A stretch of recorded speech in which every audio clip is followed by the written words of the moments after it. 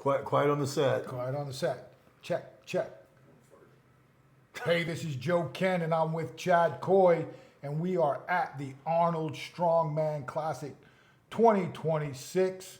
We're both fortunate enough to have athletes in the men's competition, and we're going to give you a quick rundown on what happened tonight and what will be the 3 events starting off tomorrow. We're hoping to do a pre-event show tonight, carry over tomorrow night, day 1 recap, wrap up the Arnold Strongman Festival Saturday, and we'll get these out early in the morning. Chad, what's up, my What's brother? up, brother? Yeah. So Chad and I, we partner up and we room together when our guys are competing at the same event. And I'm going to let Chad start off. I'll give a little recap of what happened tonight for the athletes and the coaches.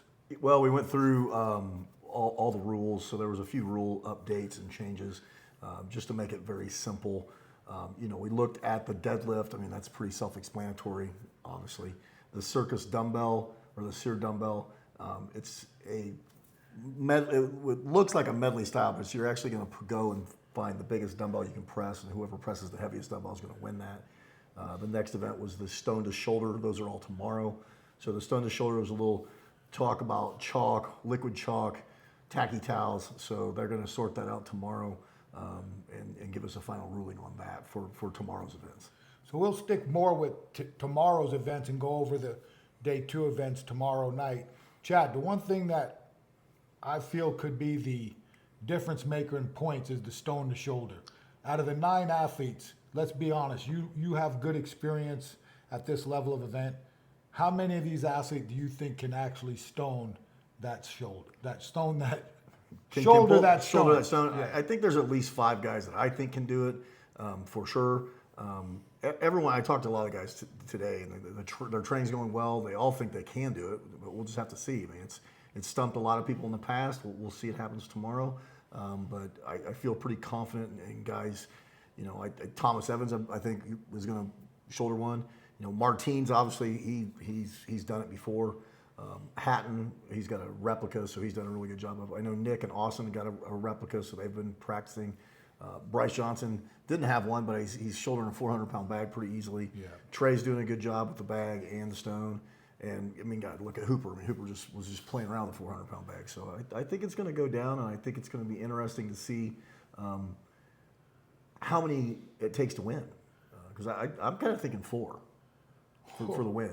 And I know that's kind of brutal, but I think it's going to be 4. It's going to be a dogfight.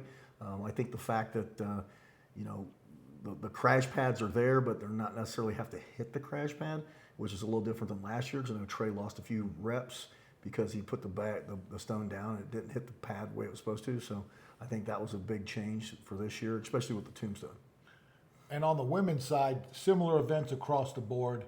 And like Jan Todd said in the introductory meeting today, the women's strength levels have been insane. And I think there's a good chance, based off of everybody who's in this lineup, that all 10 women could deadlift over 600 pounds. I think that's a possibility. I'm kind of thinking there's going to be maybe a couple crested over 7 tomorrow. Well, I think at least one. Lucy's looking pretty jacked. I think she could have it, and there's a lot of other good lifters there. It's going to be really fun to watch. And I like that both the women and the men compete on the same stage, because I think it gives each group ample rest between events, but not too long. We've seen it. We've been at places where it's been way too long in between. I think it's just the right amount of time to warm up, get the event done, get a little food in your stomach, get ready for the next event. And the deadlift going into the Circus Dumbbell, into the stone, it's going to be very exciting tomorrow. I think it's going to move quickly. Really looking forward to seeing the ladies. I mean, I enjoy watching the women better anyway. Yeah, I do too. It's less nerve-wracking for us as far as our athletes, but I love watching the women because I love strength in any form, and just watching these ladies out there. And they're just such neat ladies, and they're so cool. Really looking forward to seeing how it pans out. One of the things that's been brought up, obviously, on social media is the fact that it's 8 American men versus 1 Canadian, and it's got a little bit of a negative feel. But what people don't realize is several individuals overseas either pulled out for various reasons, whether it was sickness or I'm going to train for another event, or it's just not happening for me right now, personal reasons. And I think people need to realize that, hey, this is an invite-only event. Some people were invited. Some people accepted and then pulled out. Some people declined. And the next best group of individuals to choose from, were they all American? We don't know who else was called behind the scenes either. So talk a little bit about the fact that there are 8 American men and the 3-time consecutive champ, Mitch Hooper, in this field. I think a lot of people was like, it's like the North Americans. It's like the North American Championships, which is very similar. Obviously, not enough Canadians here. There's only one. I'd like to see that rectified. I mean, I think Hoth could have been here, or Derwinski could have been here, but the guys that they weren't called, and if they'd have been called, they'd have came. The guys that were called, they answered the call and strapped it up, and they're bringing it. So it's like you can't knock them for it. It's just going to be one of those things that how do they pan out tomorrow? It's going to be a good show. Can anyone knock off Hooper? I mean, I know he was very ballsy when he stuck out there that hey, I've got 3, I'm coming for my 4th. Can you stop me? All you barrel-chested Americans. Well, I mean, as an American, I'd love to see a clean sweep of Canada over the last month, from 2 Olympic gold medals to winning Arnold's. It'd be kind of nice. So let's talk a little bit about the deadlift, because I asked you this earlier off the record, and now I'm going to ask you on. Last year, Thor was the only individual to pull over 1,000. You think several people are going to go over 1,000 this year? I think the potential is there. I mean, I think Hooper can pull it. Trey can pull a grand. Andrade has pulled a grand. He just can't fall down with it and bend the bar like he did in Vegas. Hatton might be able to pop one in there. Martins is looking tough. There's some really good deadlifters. I think there'll be 3 over 1,000 pounds. And what would be your strategy? Because again, I'm not trying to. I coach my guy and I coach it the way I feel is deemed necessary. But I see it not just in this meet, but I've seen it a lot of times.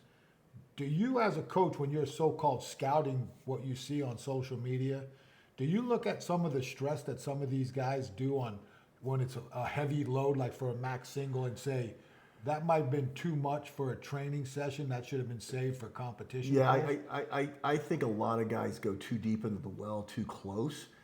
You're pull, or some guys doing mock meets, and 3 weeks out they're pulling their biggest deadlift, and it's like it's an RPE of 11. So it's like I think they end up short circuiting their nervous system. I think it's better to build strength in training and demonstrate at the contest. And when you look at that, I can just take Trey for example. Last year at training camp he pulled 880 for a single, and then he pulled 981 in the contest. So crazy. This year he pulled 935 for a single. What's he going to pull tomorrow? I guess we're going to find out. I think he's good for over a grand. Do we need it? I mean, the thing is sometimes being smart, leaving a little bit in the tank. I mean, I think the biggest thing in strongman is like there's 6 events. If you push it too hard on the very first one and fry yourself, what do you got left? So it'll be interesting to see. The attempts and then the strategy. I mean, I think the strategy's key to just picking up as many points as you can when you can. And there's, like I said, 6 events. If you're in the top 5, you're on the podium. If you're in the top 3, you win the show. I think that's what makes Hooper so lethal. Is he's good at everything. Hell, he might not even win an event, but he wins contests, and that's key. The game. So before we wrap it up, the Sear dumbbell. One of the things that I find interesting is going to be the strategy in this, because, like Jan said, as you're climbing this ladder, and I think it's a 2-minute time frame, you can jump and go back down to a previous miss. My question to you would be, if I'm someone who's going to climb the ladder, so to speak, and then I attempt the dumbbell and miss, how would you recommend your athlete? Would you say take another attempt at that, or if he misses, or even she misses, are you saying go back to the one you made and get more reps, because that could count for more points? I think at that point it's about just picking up the maximum number of points. I mean, obviously, if you go out and say, hey, the 330 is the heaviest dumbbell, I'm gonna go out and hit the 330, and then you're done. But how many people can do that? And then the other thing is like, some guys are like, I'm going to hit 1 and then 2 and then 3. It's like, well, if you're a one-sided presser, so you can only press the right arm. So you're in your 3rd rep and you're fatigued. Now, if you train this right, which I think everyone should be ambidextrous, but if you can get a left and you can save your right, so you get a point here with 260 or 270 or whatever, and now you go to the next dumbbell and you get a little bit heavier, you've got a little bit more room to play. So it'll be interesting to see. I mean, obviously it's going to come out who does well at deadlift. That's going to determine the next event. So I mean, obviously, being in the podium in the deadlift puts you in the back of the. Well, and that's what's funny too, because generally at the Arnold there are no head-to-heads. Everything's a single-person event, so you don't go head-to-head where you could have a little bit more of incentive to at least beat the person you're in the heat with. And again, like you said, depending on how the deadlift ends up, your strategy can be different if you come out early for the next two events. So I think again, the stone to shoulder, looking at all 6 events, could be the one that makes the catastrophic jump for some people, good or bad. I think that's going to be big, and honestly, I think you hit it around the head. I mean, that's just going to be one of the events that's a turnkey to the entire contest. And again, you can't be bad at anything. You've got to pick up the points. That's why, I mean, I look at the guys that are consistent across the board. They're going to be really, really in a good spot after the stone. So we're going to sign off, but y'all, if you're in town and you want the baddest conditioning book for strongman, we'll have a few on site. DM me on Instagram, and hopefully we can meet up and deliver it to you in person.